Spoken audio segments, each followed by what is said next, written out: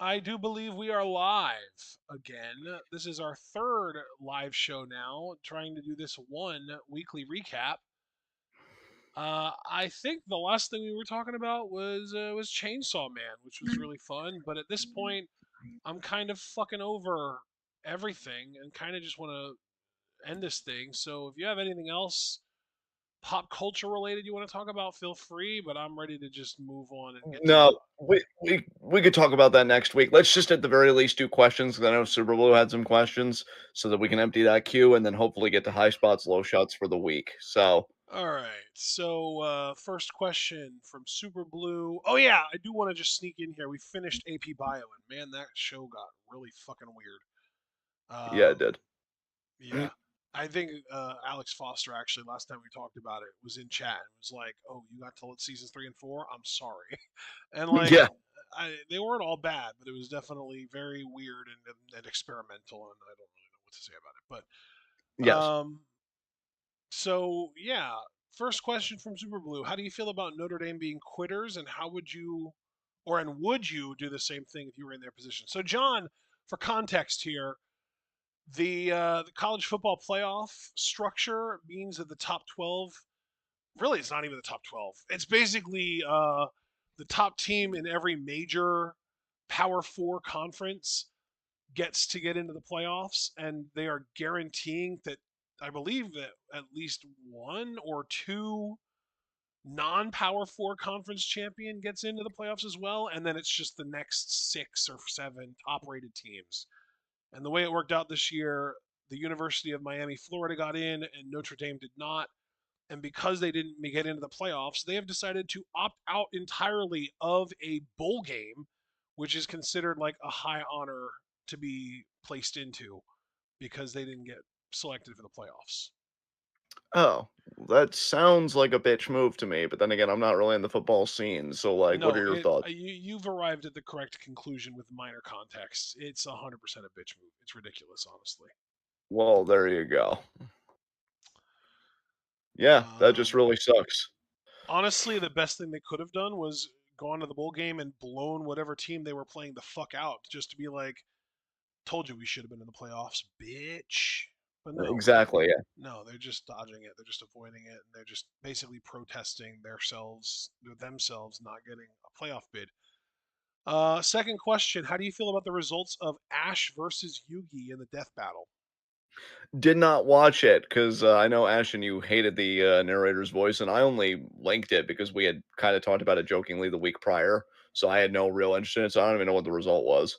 Did you were you able to suffer through it, or did you skip ahead to the Oh result, no, or I noped out of that thing so fast. That dude's voice was grating as fuck. fair enough, so I guess it remains a mystery, but whoever won, I'm sure they deserved it and everybody had fun. So, next question.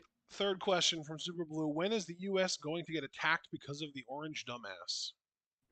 I mean, I don't wanna be nitpicky here, especially because I really do feel this is time sensitive because I don't know when the internet's gonna go haywire again. But it really means depends on what you mean by attack, because I do think like cyber warfare is the future, and that could already be happening for all we know, right? So it That's could been already be happening happening. for a decade by Russia. Exactly. So yeah, it really depends on what you mean by attack. If you're talking like 9/11, I don't know until the US finds it convenient, maybe. Like I know that's kind of a dark conspiratorial answer, but I mean like we are still a very wealthy nation with a powerful military, albeit an incompetent one, led by who people call Pete Keg's breath. But yeah, I mean, it's difficult to say. I definitely think more than an attack, what we need to be worried about is like our international standing. But then again, as a far leftist, I don't even really care about that because I'm all for the death of the American empire and America not being able to bully other countries, which it's still trying to do with Venezuela, Nicaragua, and other places. So, it's kind of a weird question for me, Cerebral One, because what do we mean by attack? And two, like, what interests are you trying to preserve? Because so much of this empire just needs to fucking die to me. So, yeah, that's kind of where I'm at. Awesome. Let's move on. Final question. Most recent question from Super Blue. Should WWE just have kept Cena heel near the end and had Gunther win the title as a heel? No, I think the key, honestly, if we knew especially it was going to turn out this way, was just not to turn John Cena heel to begin with. Cody I should think have you been the big handle it boy. in a way that like he's heel-ish, but not full-blown fuck the fans heel. I think that I literally said this from day one, and I'm standing on it, 10 toes down. I think that Cena's quote-unquote heel turn should have just been him doing anything by any means necessary to get number 17 so that he could be there to shake the hand of 18.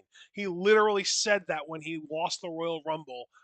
It's an easy as hell character arc. He can be like the sort of like disciplinarian father type figure for the WWE universe and be like, now listen, I know that I didn't do everything the cleanest, but I had to ensure my legacy. Do you really want Ric Flair's name to still be on that record books? Do you know about that guy? What I did was nowhere close to how bad he is. You should be thanking me. Yeah. Yeah. You don't have to go full I'm your daddy, I raised your kids heel bullshit.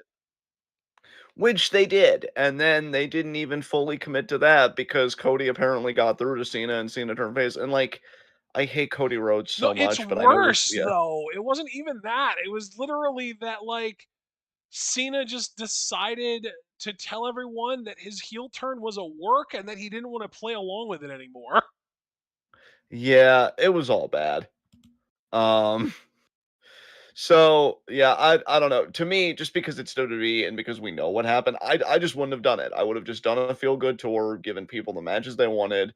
Cena remains a babyface, and you don't even try experimenting with it. Because if Cena would have gotten the 200 dates and they would have started from 2022, like his retirement, and being like, hey, however long it takes, I just want to try and get 17 and then kind of do what you said and then kind of build it a different way. Maybe I would have been for it, but it was just handled so bad. I'm like, you shouldn't have even just done it. Like, just I don't know, just have him be John Cena from beginning to end. But at least his retirement match was good, which we already talked about. So that's all I got there.